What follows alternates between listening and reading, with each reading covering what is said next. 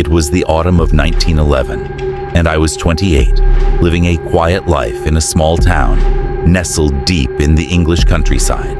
I was a school teacher, spending my days with the children of the village, guiding them through the basics of reading, writing, and arithmetic. My life was simple, and I found comfort in its predictability, in the steady rhythm of the seasons and the peacefulness of the village. But that peace was shattered one crisp evening in late October. After a particularly long day at school, I felt the need to clear my head. The sun was dipping low in the sky, casting a warm golden glow over the landscape. The trees were ablaze with autumn colors, their leaves turning brilliant shades of red and gold, creating a picturesque scene that would have calmed any restless mind. But not mine. Not that night. There was a small stone bridge just outside the village, a place where I often went to think. The bridge crossed a narrow, fast-flowing river, its waters rushing over smooth stones with a soothing, constant murmur. It was a peaceful spot, a sanctuary where I could be alone with my thoughts. As I approached the bridge that evening, something caught my eye. A figure standing in the middle of the bridge, leaning over the edge, staring down into the water. The figure was that of a woman, draped in a long, dark coat that fluttered gently in the breeze. Her face was hidden beneath a wide-brimmed hat, her posture eerily still. The sight of her standing there, so silent and motionless, sent a shiver down my spine, but I couldn't say why. I hesitated, not wanting to intrude, but there was something about her that drew me closer. She seemed almost out of place in that peaceful setting, as if she didn't belong to the world of the living.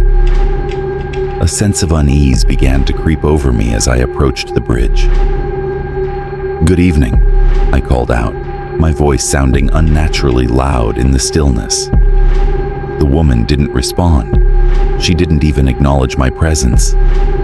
Her hands gripped the stone railing tightly, her knuckles white against the dark fabric of her coat, as if she were holding on for dear life.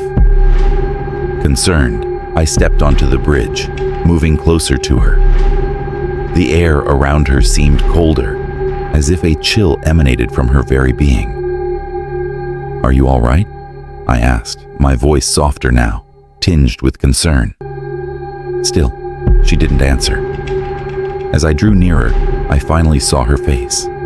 It was pale, almost deathly so, with a hollow, gaunt appearance that made my heart skip a beat. Her eyes were fixed on the rushing water below, but they were empty, void of any life. Two dark voids that seemed to absorb all the light around them. Her lips were thin and bloodless, pressed tightly together in a way that conveyed both sorrow and resolve. "Miss, are you in trouble?" I tried again, but my words seemed to fall flat, swallowed by the sound of the river. There was no reaction, no flicker of acknowledgement. She just stood there, staring into the water, as if it held some terrible secret only she could see. Then, without warning, she turned to look at me, and I froze. Her eyes, those empty, hollow eyes, locked onto mine, and in that moment, I felt as if my soul had been bared to her, as if she could see every fear, every dark thought I had ever harbored. There was something terribly wrong about her, something that made the hairs on the back of my neck stand on end. "Do you hear it?" she asked, her voice barely more than a whisper, yet it cut through the air like a knife. Her tone was so cold, so devoid of emotion, that it sent a chill through me. "Hear what?" I replied, my voice trembling, though I tried to steady it. "The water. It's calling," she murmured, her gaze drifting back to the river. "It's calling for me." Her words hung in the air, heavy with a sense of finality that filled me with dread. I didn't know what to say, how to help. I wanted to reach out to her, to pull her away from the edge, to save her from whatever torment was gripping her. but I was rooted to the spot, paralyzed by a fear I couldn't quite explain. The woman's grip on the railing began to loosen, her fingers slowly uncurling, as if in surrender. Her eyes, still locked on the water, seemed to grow darker, more hollow, as if the very life was draining from her. I could see the determination in her pale face, the resolve to answer the call that only she could hear. "No," I cried out, finally breaking free from my paralysis. I lunged forward, reaching out to grab her, to pull her back from the brink. But it was too late. With a final, almost serene look in her lifeless eyes, she let go of the railing and stepped forward, plunging into the icy river below. The sound of her body hitting the water was swallowed by the roar of the current, and in an instant, she was gone.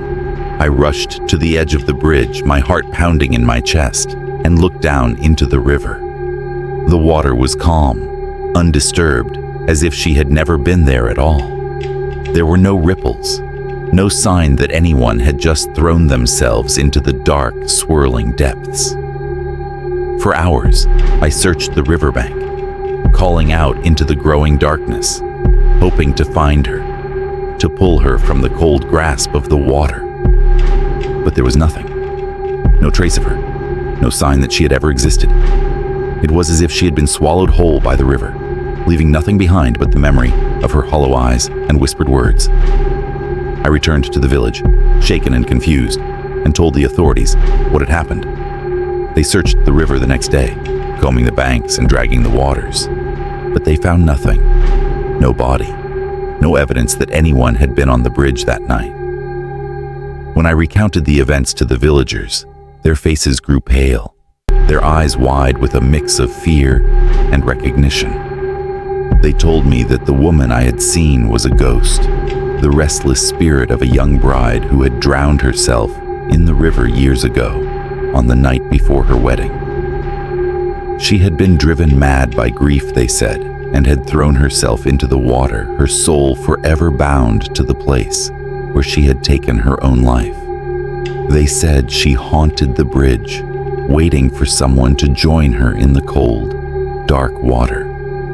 She was known to appear to those who were troubled, those who might be vulnerable to the same dark thoughts that had led her to her tragic end. I never went back to that bridge, but her presence haunted me, her empty eyes and whispered words etched into my memory. Sometimes when I close my eyes at night, I can still see her standing there, staring down into the water, listening to its call. And I know that she is still there, waiting for the next lost soul to join her in the cold, dark depths of the river.